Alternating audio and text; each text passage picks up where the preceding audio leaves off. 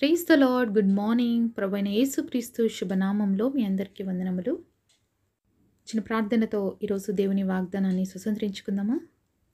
మమ్మల్ని ఎంతో మిక్కిలిగా ప్రేమించినటువంటి మా ప్రియ పరలోకమందున్న తండ్రి, నీ ఘనమైన శ్రేష్టమైన నామాన్ని బట్టి మీకు వందనాలు ప్రభా.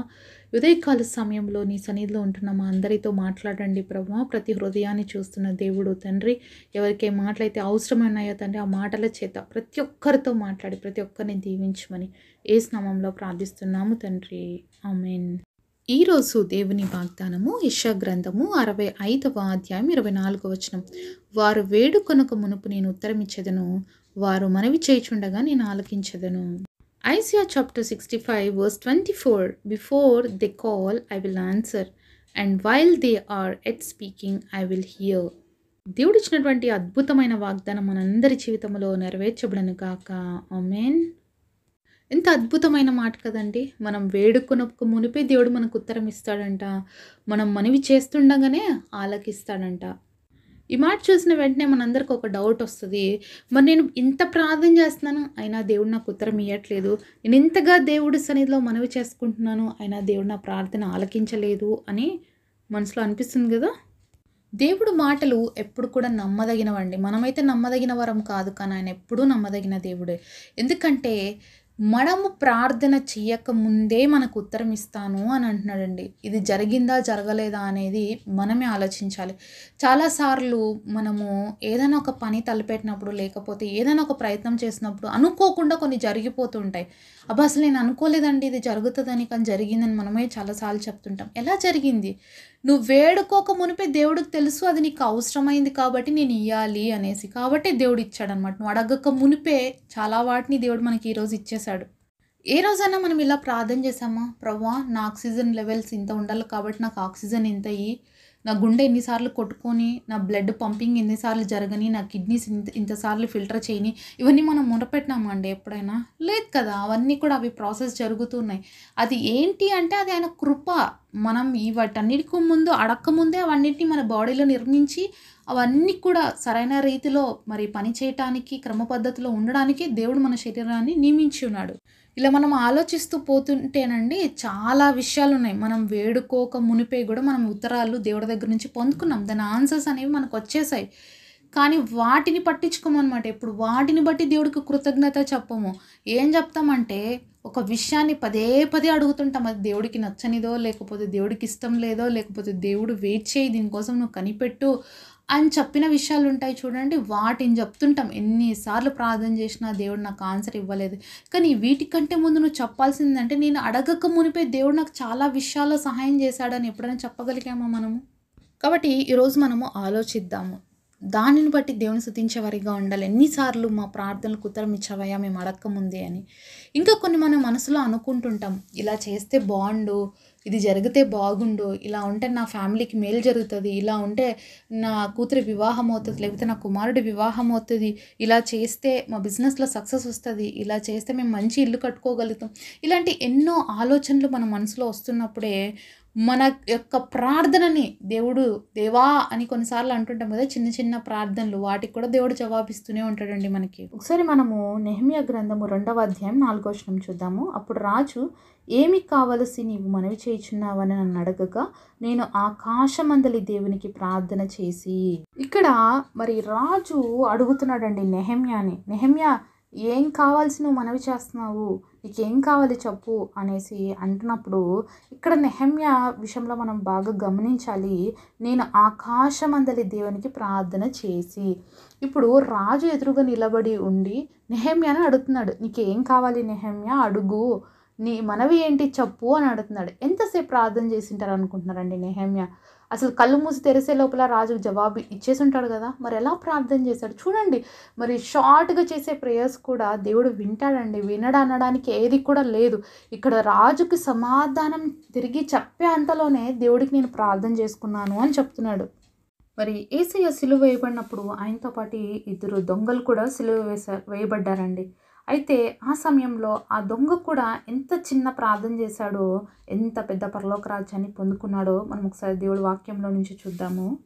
సరే మనము లూకా సువార్త 23వ అధ్యాయము 42-43 వచనాలు చూద్దాము. ఆయనను చూచి యేసు నీవు నీ రాజ్యంలోనికి వచ్చినప్పుడు నన్ను జ్ఞాపకము చేసుకొనమనెను. ఇక్కడ మనం చూస్తున్నాం కదా, దొంగ ఎలా ప్రార్థన చేస్తున్నాడు. దేవా, నన్ను నీ రాజ్యంలోకి వచ్చినప్పుడు జ్ఞాపకం చేసుకో అన్న ఒక్క మాట మాత్రమే ఇక్కడ చెప్తున్నట్లుగా మనం చూస్తున్నాం. వెంటనే ఆ మాటకు దేవుడు ఏమన్నాడు అది కూడా చూద్దాము. 43వ వచనంలో, అందుకు ఆయన వానితో, నేడు నీవు నాతో కూడా పరదైసులో ఉండు అని నిశ్చయంగా మీతో చెప్పుచున్నాను నేను. మరి ఎంత గొప్ప దేవుడు కదా. ఆ చిన్న ప్రార్థన చేసినాడు, అయ్యా నీ రాజ్యంలో నేను జ్ఞాపకం చేసుకుంటే వెంటనే యేసయ్య మరి ఆ యొక్క దొంగకి ఇచ్చినటువంటి అద్భుతమైన మాటను, నేడు నాతో కూడా పరదైసులో ఉంటావు అని. ఎంత గొప్ప దేవుడు కదా మన దేవుడు. ప్రార్థన ఆలకించేటువంటి దేవుడు మన దేవుడు. కాబట్టినండి ప్రతి విషయంలో ప్రార్థన చేయడం అలవాటు చేసుకోవాలి. ఎందుకంటే మనం ప్రార్థించక మునుపు అనేక కార్యాలు దేవుడు చేస్తానన్నాడు.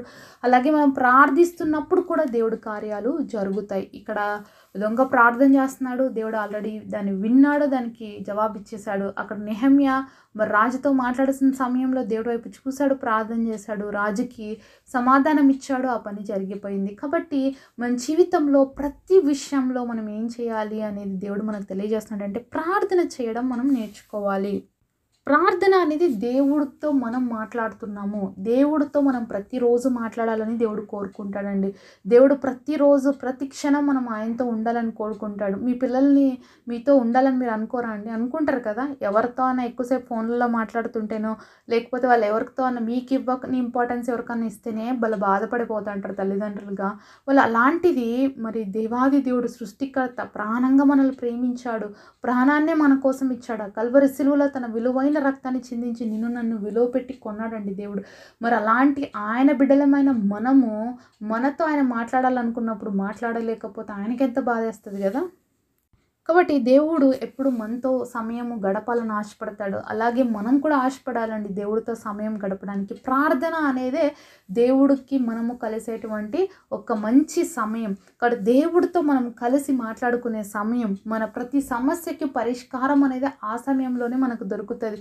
మనం చేసిన ప్రతి ప్రయత్నమునకి సఫలత అనేది ఆ సమయంలోనే మనకు దొరుకుతుంది. కాబట్టే ప్రార్థన చేసుకొనివ్వదు సాతాను. మనం ఎప్పుడు గుర్తుపెట్టుకోవాలి, నువ్వు ఏం చేసినా కూడా సాతాను ఒప్పుకుంటుంది, కానీ నువ్వు ప్రార్థన చేస్తే మాత్రం సాతాను ఒప్పుకోదు. ఎందుకంటే సాతానికి ప్రార్థన చేస్తే అస్సలు నచ్చదు. కాబట్టి ఇక్కడ మనం అంతా కూడా రోజంతా బైబిల్ చదువుతాము, మరి వాక్యం చదువుతాం, బాగా వింటాము, అంతేకాకుండా పాటలు పాడతాం, అన్నీ చేస్తాం. కానీ ప్రార్థనకు వచ్చినప్పుడు మాత్రం చాలామంది చేయలేకపోతున్నారండి. కారణం ఏంటి తెలుసా? మనం ప్రార్థన చేయకముందే దేవుడు వింటానంటున్నాడు, మనం ప్రార్థన చేస్తుండగానే దేవుడు సహాయం చేయాలని ఆశపడుతున్నాడు. అదే ప్రార్థన మనం చేయకపోతే మన పరిస్థితి ఏంటి కదా. సాతాను ఎప్పుడు ఇలానే చేస్తుంది అనమాట. మనం ప్రార్థన చేయకుండా చేస్తుంది, కానీ మనం ఏం చేయాలి? ప్రార్థన చేయాలి. ఈరోజు మీ చాలా క్వశ్చన్స్కి ఆన్సర్ క్లియర్ అయింది అని అనుకుంటున్నానండి. ఎందుకంటే ప్రార్థన ఎందుకు మరి అన్ఆన్సర్డ్గా ఉంటుందా అంటే, ఎప్పుడు కూడా ప్రేయర్ అనేది ఎప్పుడు కూడా అన్ఆన్సర్డ్గా ఉండదండి. దేవుడు ప్రతి దానికి ఎప్పుడు కూడా జవాబు ఇచ్చేసి ఉంటాడు. ఎస్, నో, వెయిట్, ఈ 3 సమాధానం ఆల్రెడీ వచ్చి ఉంటాయి, కానీ మనకు అది తెలియదు. కాబట్టి నా ప్రార్థనకు జవాబు రాలేదని మీరు అనుకుంటే అది చాలా తప్పు. ఎందుకంటే దేవుడు ఇయ్యను అన్నాడంటే నో అనే చెప్పేస్తాడు డైరెక్ట్గా. లేదు వెయిట్ చేయి అన్నాడంటే తప్పకుండా ఏదో ఒక రోజు ఇస్తాడు, నువ్వు కనిపెట్టుకోవాలి. కొన్ని వాటికి ఎస్ అని చెప్తాడు, వెంటనే చేసేస్తాడు. ఇక్కడ దొంగకి ఎస్ అని చెప్పేశాడు, వెంటనే ఆ రోజు యేసయ్యతో పాటు పరదేశంలో ఉన్నాడు. ఆ రోజు నెహమ్యాకి ఎస్ అని చెప్పాడు కాబట్టి రాజు మనసులో దయ పుట్టించాడు. నెహమ్యా యెరూషలేం ప్రాంతానికి వెళ్ళి ఆ ప్రాకారపు గోడలు కట్టడానికి దేవుడు అనుమతినిచ్చాడు. ఈరోజు నీ జీవితంలో కూడా నువ్వు కూడా ఏం చేయాలనుకుంటున్నావో మొదటిగా ప్రార్థించడం అలవాటు చేసుకో. దేవుడి సన్నిధిలో కనిపెట్టడం అలవాటు చేసుకో. దేవుడి సన్నిధిలో మరి చెప్పకుండా ఏ పని చేయొద్దు. మరి వాళ్ళు ఒక్క నిమిషమైనా దేవుడితో మాట్లాడే ఏ పనైనా చేశారు. మనం కూడా ప్రతి విషయంలో దేవుడి సన్నిధిలో ప్రార్థన చేద్దాము. ప్రతి చిన్న విషయానికి దేవుడిని అడిగే మనం చేద్దాం. మనం దేవుడిని అడిగి చేస్తే ఎక్కడ కూడా మన జీవితంలో ఫెయిల్యూర్ అనేది మనం ఎదుర్కోమండి. ఎందుకంటే ప్రతి పరిస్థితిలో దేవుడు మనతో ఉంటాడు. కాబట్టి మనం ఈరోజు నేర్చుకోవాల్సింది ఏంటంటే, మన దేవుడు ప్రార్థన ఆలకించే దేవుడు, ప్రార్థనకి జవాబిస్తాడు. కానీ సాతాను ఏం చెప్తుంది తెలుసా? దేవుడు నీ ప్రార్థన వింటాడు అనుకుంటున్నావు, అస్సలు విన్నాడు. కాబట్టి నువ్వు ప్రేయర్ చేయకు. నువ్వు ఎన్నిసార్లు ప్రేయర్ చేసినావు, ఏదైనా జవాబు వచ్చిందా నీకు? ఇంతవరకు రాలేదు కదా, ఎందుకు చేస్తావు? నువ్వు ఆపే విషయాన్ని గురించి అని సాతాను చెప్తుంటాడు. కానీ దేవుడు నీకు ఆ విషయాన్ని బట్టి కనిపెట్టు అని చెప్పినప్పుడు నువ్వు ఓడిపోకుండా ఆ విషయాన్ని బట్టి దేవుడి సన్నిధిలో ప్రార్థన చేయాలి, కనిపెట్టాలి. తప్పకుండా నువ్వు ఏదైతే దేవుడి సన్నిధిలో ప్రార్థన చేస్తున్నావో దానికి జవాబు వస్తుంది, దానికి విజయం కూడా నీకు వస్తుంది. అట్టి కృప దేవుడు మనందరికీ దయచేయును గాక. పరిశుద్ధులైన మా తండ్రి, నీ ఘనమైన శ్రేష్టమైన నామాన్ని బట్టి వందనాలు చెల్లిస్తున్నాం ప్రభా. మాతో మాట్లాడిన ప్రతి మాట కొరకై ప్రభా నీకు వందనాలు ప్రభా, నీకు కృతజ్ఞతాస్తుతులు స్తోత్రాలు చెల్లించుకుంటున్నాం ప్రభా. విన్న ప్రతి మాట మా జీవితంలో కార్యం జరిగించండి అయ్యా. మేము అడగక మునిపే మాకు సహాయం చేసే దేవుడు, మేము మొరపెడుతుండగానే మాకు ఉత్తరం ఇచ్చే దేవుడు తండ్రి. ఇన్ని రోజులు మేము ప్రార్థించలేకపోయినాము, ఇక నుంచైనా మీ సన్నిధిలో ప్రార్థించి ఉత్తరాన్ని పొందుకోవడానికి ప్రభా, ప్రతి విషయంలో మరి అద్భుతాలను చూసి నేను మహింపరచడానికి మా ఒక్కొక్కరికి కృపనివ్వమని యేసు నామములో ప్రార్థిస్తున్నాము తండ్రి. ఆమేన్.